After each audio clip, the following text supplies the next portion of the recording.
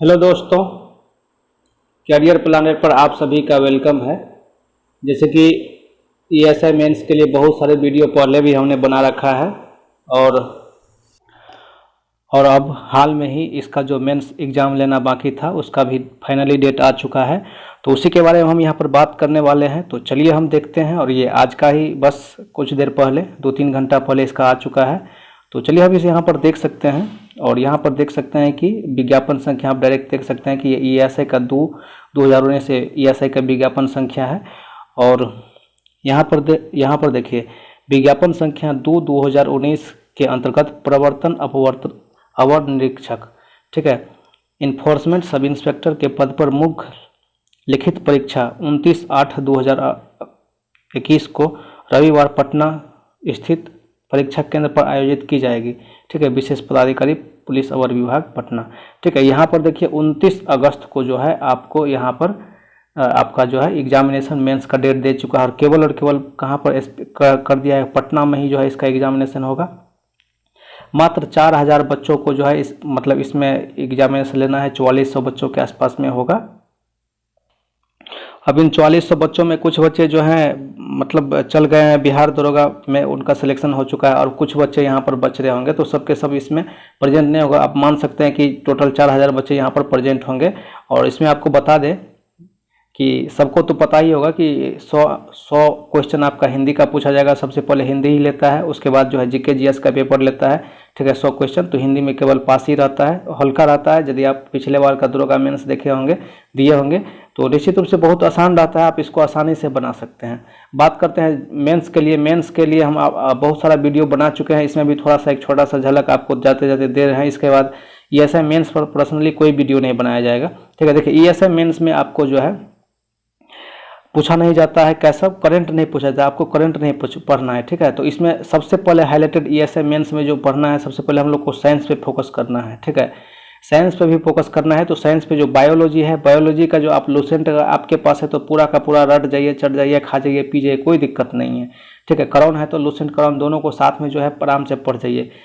उसके बाद बायोलॉजी पे फोकस करना है और जो फिजिक्स पे फोकस करना है। फिजिक्स पर का जो मॉडर्न फिजिक्स होता है, ठीक है, जहाँ पर अर्धचालक वगैरह के बारे में जो दिया जाता है, पीएन जंक्शन जहाँ पे पढ़ाया जाता है, ठीक है, वो चीज़ उस चीज़ को जो अर्थात मॉडर्न फिजिक्स जो है वो उस वाले सेक्शन को कवर करना है। ठीक है, और उसके बाद कुछ इलेक्ट्रोस्टैटिक्स अर्थात विद्युत वाला चैप्टर को भी आपको करना है। उसके बाद केमिस्ट्री में चल जाइए तो एसिड वाला चैप्टर आपको तो करना ही है। एसिड के साथ साथ कुछ रिएक्शन और जनरल क्वेश्चन भी, कुछ फार्मूला जैसे कि बेकिंग सोडा का रासायनिक नाम ये है तो व्यापारिक नाम क्या है, इसका सूत्र क्या है, इस टाइप के जो है। और कुछ यहाँ पर सूत्र दे दिए जाते हैं कि इसका पीएच मान कितना है। ये वाला चीज़ आपको निश्चित रूप से ध्यान रखना चाहिए। उसके बाद जो है जब आप हिस्ट्री पे आते हैं तो हिस्ट्री पे आपको मॉडर्न हिस्ट्री पे पूरा फोकस करना चाहिए। मॉडर्न हिस्ट्री पे आपको यहाँ से कम से कम 7 से 10 क्वेश्चन केवल और केवल मॉडर्न हिस्ट्री से आपको देखने को मिल जाएगा। 7 आप मिनिमम मान सकते हैं, मैक्सिमम 10 मान सकते हैं।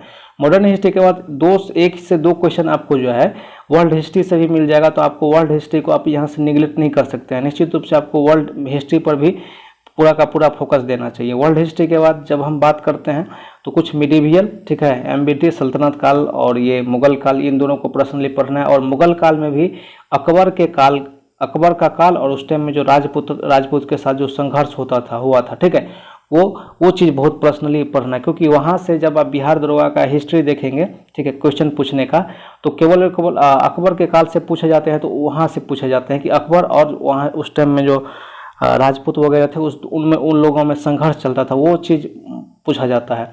उसके बाद जब आप बात करेंगे तो शिवाजी से क्वेश्चन लगातार आ रहे हैं। ठीक है, शिवाजी को भी पढ़ के जाना है। फिर आप आ जाते हैं एंशिएंट में। तो एंशिएंट में आपको बाद में कि कुछ नहीं पढ़ना। एक सिंधु घाटी सभ्यता, गुप्त साम्राज्य, मौर्य साम्राज्य, अब बौद्ध जैन धर्म, बस इतना ही। इसके बाद कुछ भी आपको नहीं पढ़ के जाना है।